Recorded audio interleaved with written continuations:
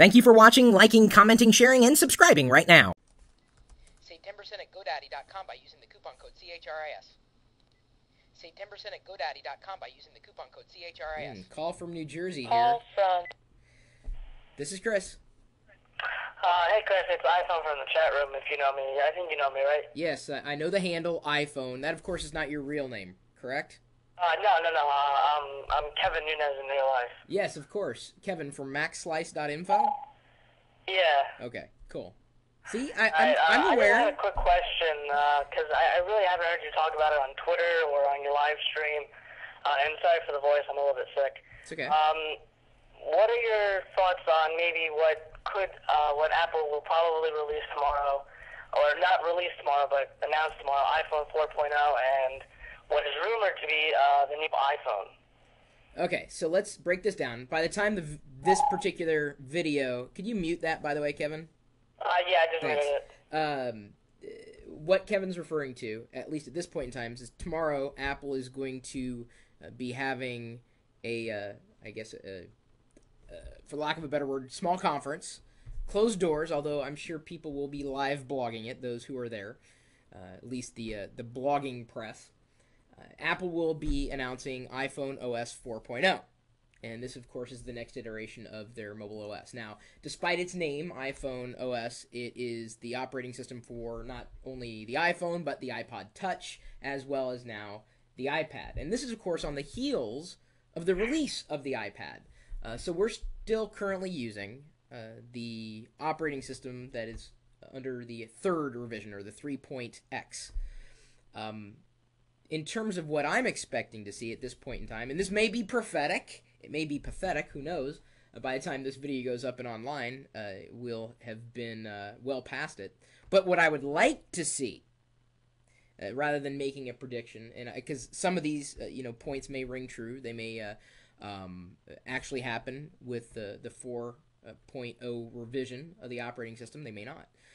I would like to see multitasking, and that would allow me to play my Pandora radio in the background, or maybe even Rhapsody music in the background. Also, anything that's not inside of the iPod features of the iPhone OS. That would be the big thing that I would want, more than anything. And it's just because I'm often in the car, or I'm doing something else, and especially now with the iPad, I'm actually doing more email reading and web page scanning on the iPad than I was on the iPhone. And yeah, every once in a while I want to listen to music too, and unfortunately you currently can't do that. Another thing I'm expecting to see in the fourth revision of the operating system for at least the iPhone or the iMobile products from Apple is maybe possibly some widgets, not necessarily for the iPhone or the iPod Touch, but specifically for the iPad. And this kind of makes sense. The iPad really didn't ship with that many default apps. People, or developers specifically, have filled in the blanks in the iTunes App Store already, by adding a calculator, stock apps, etc. But we've got a large screen. I don't need a calculator that's really bigger than an iPhone screen or an iPod Touch's screen, but still I want that feature built into this particular product. I would like to see, the support of that type of app, at least on the iPad. I don't know if widgets really make a lot of sense on the iPhone or the iPod Touch. Certainly, speed improvements would be expected with that. I would also like to see better springboard management, and that would be the interface by which you can navigate the apps that you've installed. And I don't know, Kevin, how many apps do you have on your iPhone? Around around maybe, I think 100. Right. See, I've got closer to about 500, and as a matter of fact, I had to pare that down. I do a lot of testing for apps. I get sent review codes, and I like downloading free apps. And unfortunately, Apple only has a set amount of pages on the iPhone and also on the iPad, which is frustrating. I've got plenty of space on the device. Certainly that's not an issue. But I ran into a ceiling of sorts. I had over 512 apps at one point in time installed on the iPhone, and the the Spotlight app, which is the searching app for the iPhone, kept crashing. It would reboot the phone. Only after I removed apps from the phone was I able to get the search to work fine without crashing. So I would like to see better management of apps. I have a lot.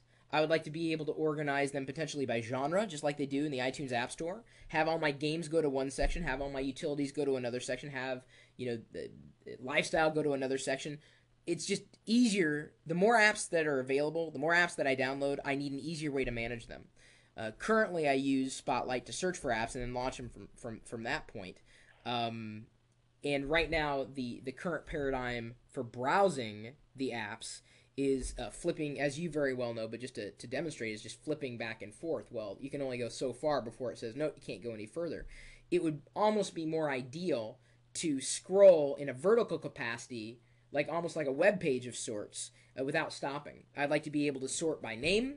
I'd like to be able to sort by install date. I would like to be able to sort by all of these different, even down to development team or company who created the app. I would like the sorting options, and it's getting to that point. I mean, tens upon thousands, if not more than that. How many apps are in the App Store at this point? I think around 180,000. I wouldn't be surprised. Well, the chances of people, installing more than a handful of apps are pretty good. I mean, certainly for geeks. So without better springboard management, and I'm not talking about the management on iTunes, which works, you can drag and drop icons around. It's just not scalable on time. It would be far easier to have better sorting capabilities, better viewing capabilities, specifically on the iPhone or iPad or iPod Touch for that matter, itself, rather than going through iTunes. Of course, I'm also one who believes that iTunes is ripe for a redesign too. It's getting a little long in the tooth. So those would probably be my top three. I don't think I'm going to be disappointed with anything Apple's going to say. Anything's going to be an improvement. That is, of course, answering the question on what I would hope to see in the next iteration of the operating system.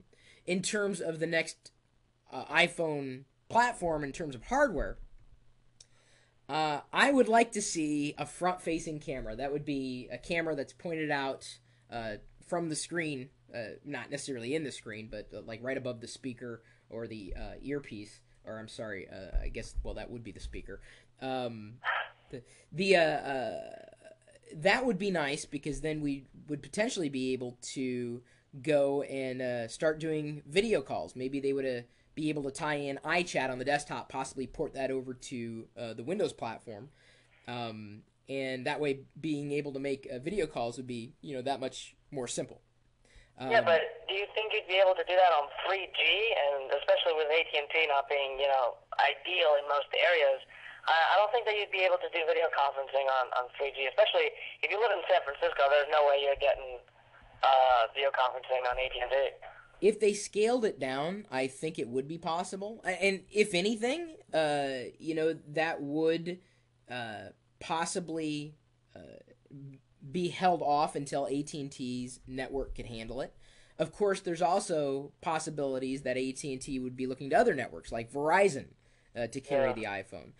I really don't care one way or another about Verizon. AT&T hasn't been perfect, but for all intents and purposes, it's been good enough for me, at least, and I pay for the service.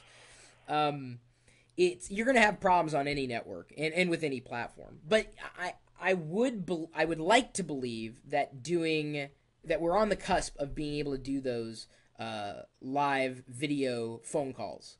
And Apple's going to be the company that delivers it, whether it's in this iPhone or the next iPhone or the iPhone after that. I do believe it's what's going to be the tipping point for video calls, at least using a 3G network. And it's possible to do. I mean, we've got applications like Slingbox, which work fine over the 3G network.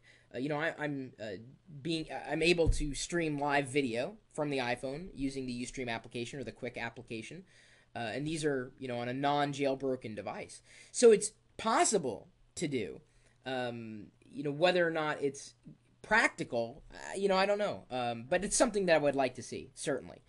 Another thing that I would expect to happen in the next piece of hardware would be a denser resolution or denser pixels per inch (PPI) for crisper text.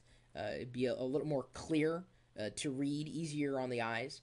I would also expect to see a better camera capable of pushing out HD video, at least 720p video at a decent frame rate.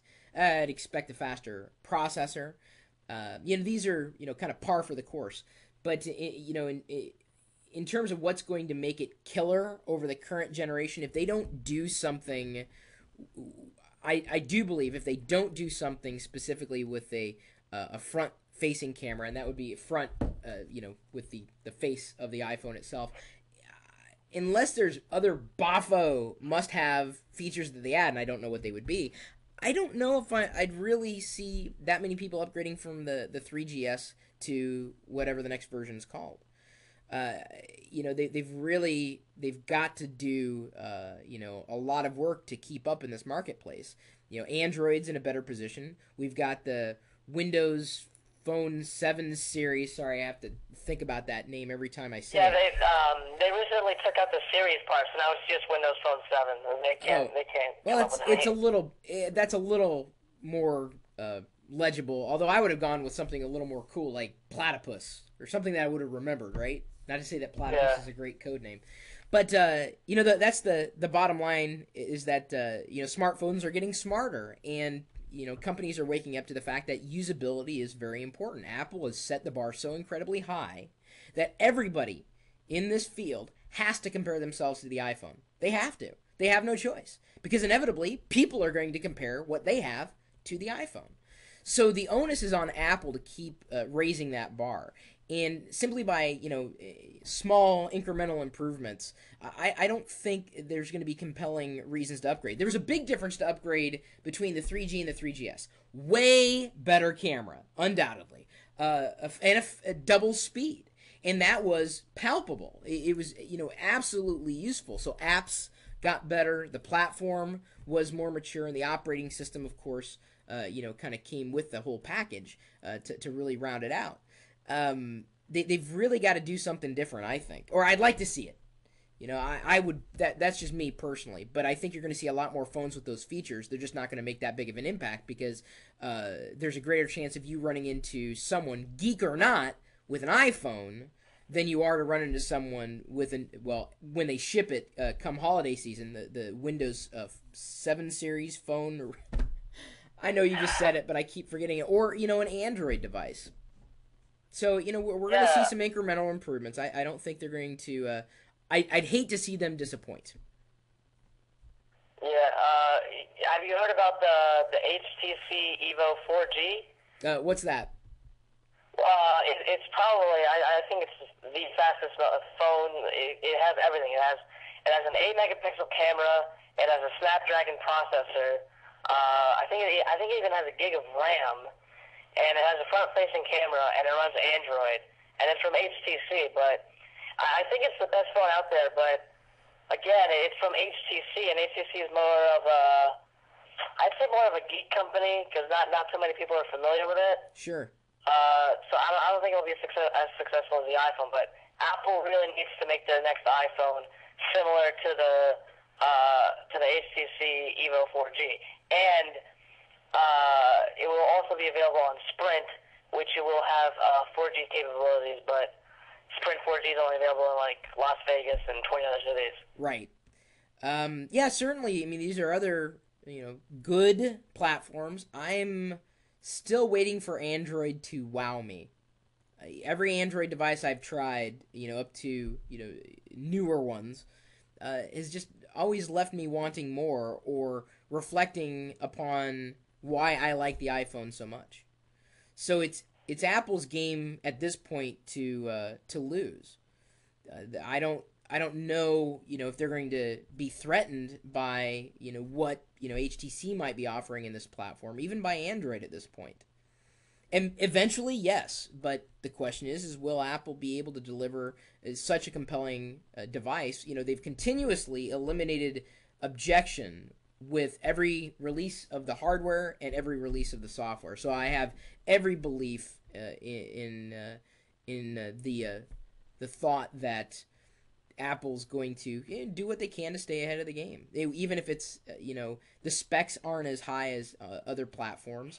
If it's good enough to get by for another year, I mean, they'll do it, but we'll see. Yeah, and Android, Google really needs to fix the whole Android, the whole 1.5, 2.1 thing. They really need to put all the phones at 2.1 now. There are a few phones that can't handle it, but I mean, at the rate Android's going. It's the fragmentation of the marketplace that it was inevitable for Android, the way that Google's approaching the marketplace compared to Apple. This is one of the things that, people fault Apple for being so closed and so restrictive. There's a reason. There's a huge reason. I can tell you, with an iPhone, definitively, what it is capable of doing. It is an iPhone. It is one platform, one hardware, or one piece of hardware. It's controlled by one company. And Google, has got control over the operating system. Well, really, the community, if you look at it in an open source capacity. But, they're throwing it out there for anybody to use anywhere. And they're going to do whatever they want with it. And, of course, Microsoft takes the same approach. It's just one of the reasons why Apple has succeeded where others will have failed. And that is one of the reasons why I never expect to see Android overtake the iPhone in any degree of popularity. Not without, a severe change in the way that they're doing it. There's too much fragmentation in the marketplace. Too much fragmentation. Consumers just don't do that. They can't handle it. No, go ahead. What's that? No, go ahead, because I accidentally interrupted you. No, I'd pretty much finished those thoughts. We've kind of covered it all. I also saw a TechCrunch post saying that if Android is growing the way it's growing, and the iPhone it's steadily declining, that Android might overtake iPhone in market share. But I don't believe that. There's no way. Oh, well, it's certainly possible. If they get more devices out there on more carriers, it is possible that it could overtake. By next month? I don't think so. Maybe not. I mean, who knows what Apple's going to announce here tomorrow? If they deliver a message that really gets people excited about it, that holds things off. I'm telling you though, I swear, and it's not just because I hang out with techies. Every other phone I see that's a smartphone is running the iPhone OS, and everybody who seems to be running an Android platform tells me that, and these again, non-geeks, they said, I wish it was an iPhone. I wish I had the iPhone, but I'm on this network or I'm on that network, and this is the best they have. So, it's interesting to see competition, but, Apple's doing it differently than Google's doing it. Google's doing it closer to the way Microsoft's doing it. It's a more fair comparison with those two companies than it is to bring Apple into the game. Apple has they really don't have a great competitor other than in the marketplaces that they happen to be in. Maybe a quote-unquote Google phone in a general sense is a competitor to an iPhone, but really Apple doesn't do it like any other company does it, and that's part of the secrets to its success. Yeah, definitely. All right, well, thanks for the call. Thanks for the interesting conversation, Chris. No worries. All right, I'll talk to you later. Yep.